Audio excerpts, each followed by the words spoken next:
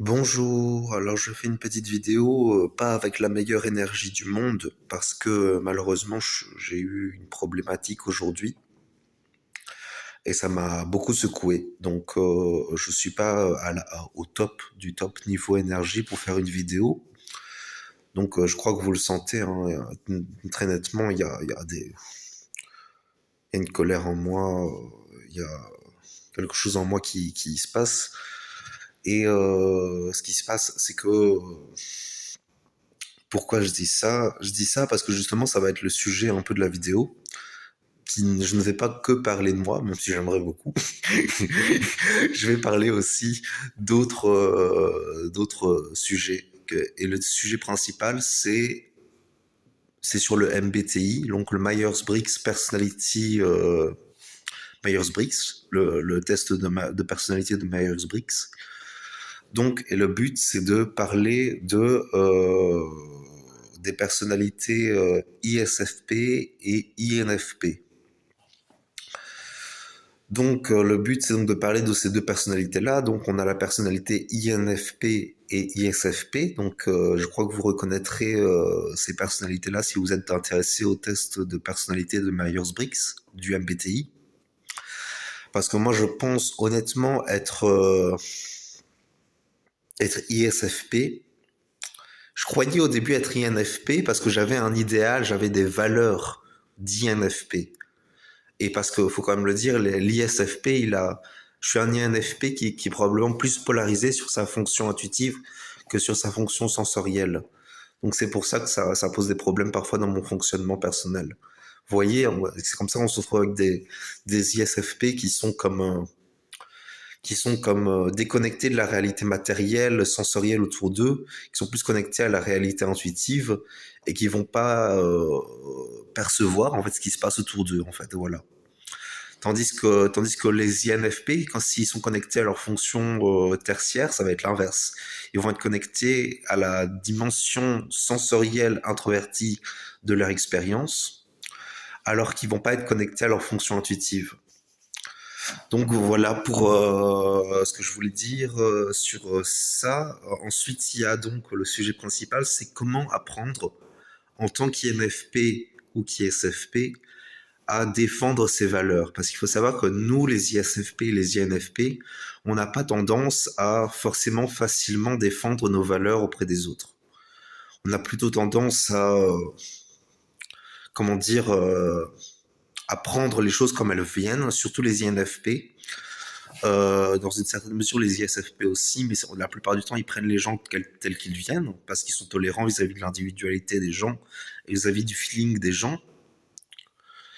Mais la problématique, ça va être que il y aura une difficulté à répondre par rapport aux besoins individuels. C'est-à-dire que, comment dire, la société va souvent demander aux INFP et aux ISFP de sortir de leur cadre, de leurs valeurs individuelles. Ils vont leur dire oui, mais ça fonctionne pas comme ça. Il faut suivre la loi à 100%, faut suivre les règles à 100%. Ça déjà, ça parle pas à 100% aux INFP et aux ISFP. À côté, ils vont dire, après à côté, on va dire aussi qu'il faut être pas toujours à 100% dans ses valeurs et il faut pas être connecté à 100% à son individualité. Alors en soi, ce qu'ils disent, ces gens-là, qui disent ça aux INFP, aux ISFP, sur le plan mental, logique, ils ont raison. Le problème, c'est qu'un INFP et un ISFP n'arrivent pas à se déconnecter de ces valeurs individuelles. C'est ça le problème. En fait, voilà. Nous, en tant qu'INFP et ISFP, on n'arrive pas à se déconnecter de nos valeurs individuelles, des valeurs qui nous servent nous. En fait, voilà. C'est pas forcément des valeurs c'est pas forcément des valeurs qu'on ne peut pas mettre au service d'autrui, hein, bien évidemment. On peut mettre nos valeurs individuelles au service d'autrui. Ça peut passer par le service aux autres. Simplement, ça va pas être quelque chose qui va forcément après, il faut pas tomber dans le biais de tout tomber dans l'individualité. Ça, c'est sûr qu'il y a aussi un équilibre à faire par rapport à ça entre soi et les autres. C'est toute la dynamique du Bouddha qui disait 50-50. Hein. Faut donner autant qu'on reçoit.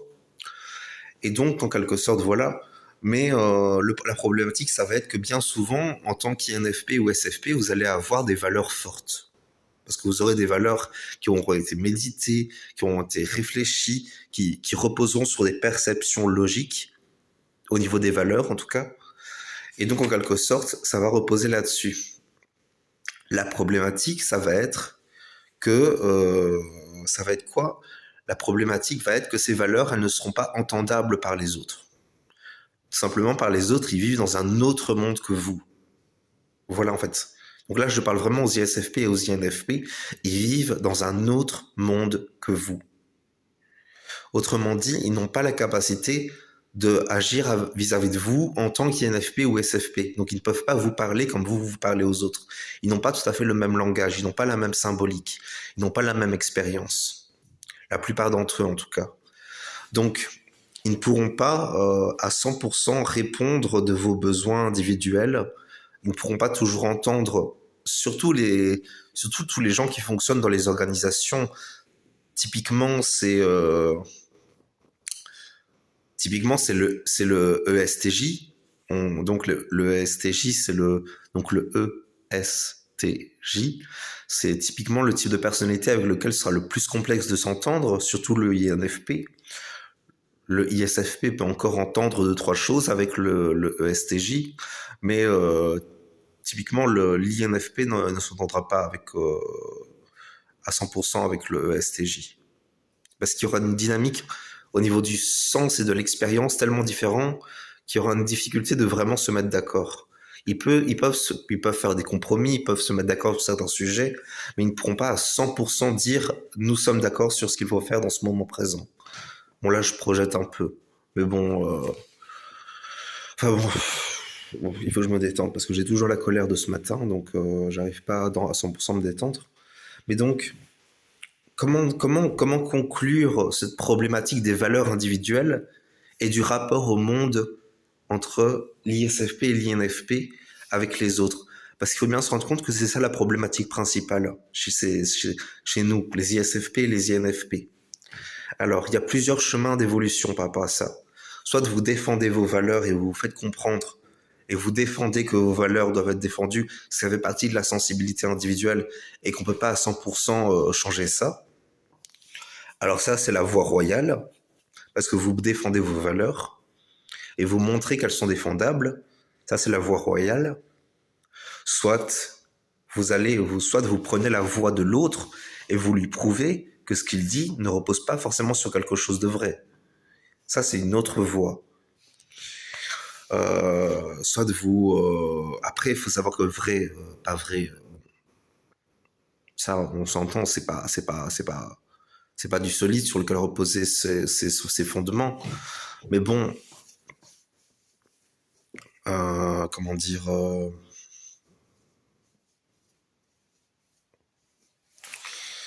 le but c'est de réussir à déjà faire du 50-50 avec les autres autour de soi et ne pas rentrer trop dans la dynamique du est-ce que et ne pas trop être sensible aussi au discours des autres, parce que typiquement le SFJ et tous les FJ et tous les TJ, c'est des gens avec lesquels vous ne pourrez pas vous entendre à 100%. Tout simplement parce que ce sont des gens qui auront un jugement, alors que vous n'avez pas de jugement. Vous percevez clairement les choses.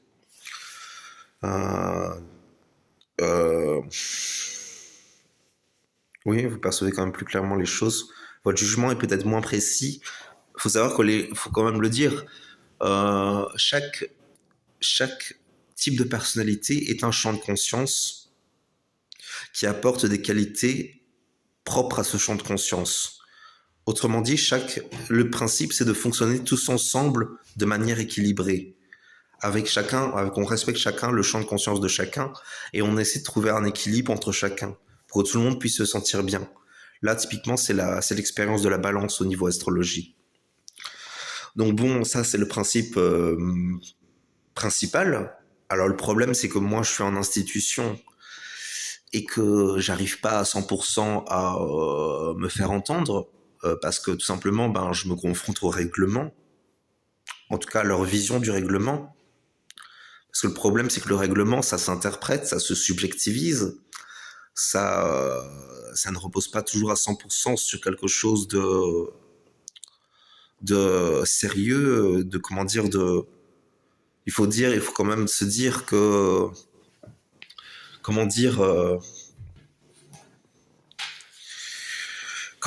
allez.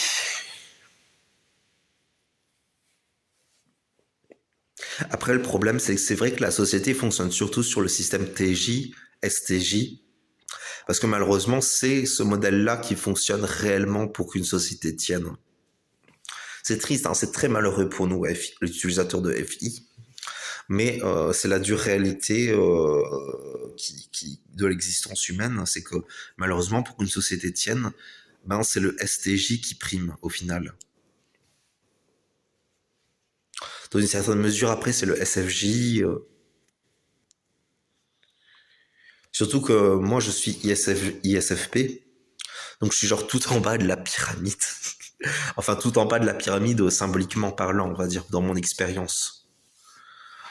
Je réfléchis sur qu'est-ce que je pourrais dire d'autre. Donc oui, il faut réussir à trouver un équilibre entre soi et les autres, entre le donner, le recevoir, défendre ses intérêts, essayer de vivre dans des institutions qui respectent votre individualité, votre sensibilité, qui n'exigent pas que vous fassiez trop pour les autres, parce que le problème, c'est tout le problème, moi, actuellement, c'est que je suis dans une institution qui me demande de faire des choses plus que ce que je ne peux faire aussi. Parce que oui, c'est ça la problématique, c'est qu'il y a une gestion de l'énergie avec FI. Il y a une question du sentiment introverti, du est-ce qu'on me respecte? Est-ce qu'on respecte mes valeurs? Est-ce que je suis entendu? Est-ce qu'on m'entend? Est-ce qu'on est sensible à ce que je dis? Est-ce qu'on respecte ce que je ressens? Il y a tout ça dans le FI qui souvent, avec le STJ, ne va pas être entendu, ne va pas être perçu. Et ça, c'est la problématique principale, justement, dans ce rapport entre les choses, entre la valeur individuelle, le ressenti individuel, et le thinking extraverti de l'autre. Et ça, c'est la problématique principale. Alors, bien évidemment, au final, ça va souvent créer des problématiques parce que le problème, c'est que la valeur individuelle, c'est une fonction avec laquelle il est difficile de vivre dans une société. Mais en même temps, c'est une belle valeur parce que ça permet de pleinement vivre les valeurs des choses, la perception des valeurs des choses. Quoi d'autre? Qu'est-ce qu'on peut dire d'autre par rapport à tout ça? Je crois que j'ai déjà dit bien assez, mais je vais réfléchir parce que j'ai l'impression que je pourrais dire autre chose. Comment peut-être résoudre la problématique par rapport aux institutions? Ça, justement, on est dans ce que disait Jésus, dans respecter l'esprit de la loi, mais ne pas respecter la loi à la lettre. C'est justement ça que disait Jésus. Il disait qu'on ne devait pas respecter la loi à la lettre. Qu'il fallait être souple avec l'application de la loi et qu'il fallait pas appliquer la loi à la lettre. Il fallait respecter l'esprit de la loi. Et ça, c'est autre chose, voilà, justement, que les gens en institution, malheureusement, n'entendent pas parce que c'est plus facile de s'attacher à un règlement et de l'appliquer aveuglément pour ne pas avoir à remettre en question le règlement, parce qu'au final, le problème, c'est que les STJ, justement, ils vont voir la loi à la lettre et ils vont pas voir l'esprit de la loi. Parce que justement, l'esprit de la loi, c'est plutôt du NT, justement, l'esprit de la loi. Plus que du ST, justement. Vous voyez, on a d'un côté les sensoriels individuels qui vont suivre la loi plus ou moins à la lettre, tout en défendant leur individualité. Ensuite, on a les SJ qui vont suivre la loi à la lettre aussi, tout en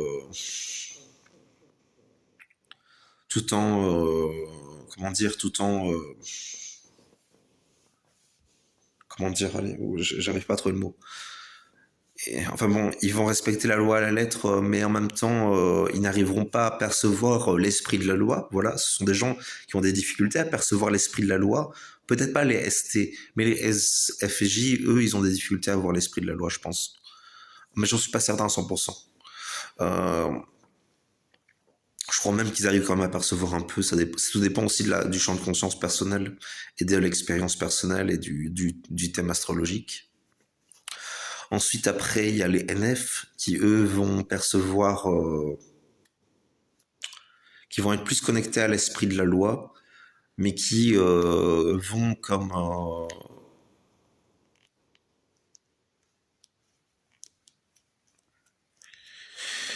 mais qui vont comme comment dire,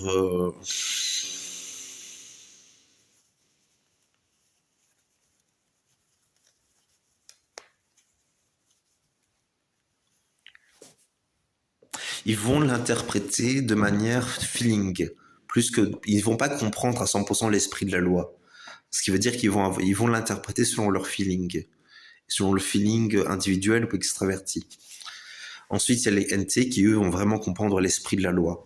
Donc au final, c'est quand même les NT qui sont vraiment au sommet de la pyramide, qui sont vraiment ceux qui arrivent à pleinement... la problématique avec les NT, c'est qu'ils sont pas assez dans le feeling, donc ils auront du mal à gérer vraiment les valeurs. Donc c'est pour ça que moi j'ai quand même tendance à dire qu'il faut un équilibre entre les NF et les NT au sommet de la pyramide. Euh, Qu'est-ce qu'on peut dire d'autre Je crois que je vais m'arrêter parce que je n'arrive plus à dire quelque chose, à trouver quelque chose d'utile à dire. Donc je vais m'arrêter là. Je vous remercie d'avoir regardé la vidéo jusqu'au bout. Peut-être si vous voulez que je fasse d'autres vidéos sur le sujet ou si vous voulez poser une question, ben, je vous invite à la poser en commentaire. Je vous remercie d'avoir regardé la vidéo. J'espère que c'était intéressant. Voilà. Bonne journée. Merci. C'était chouette. C'était très chouette.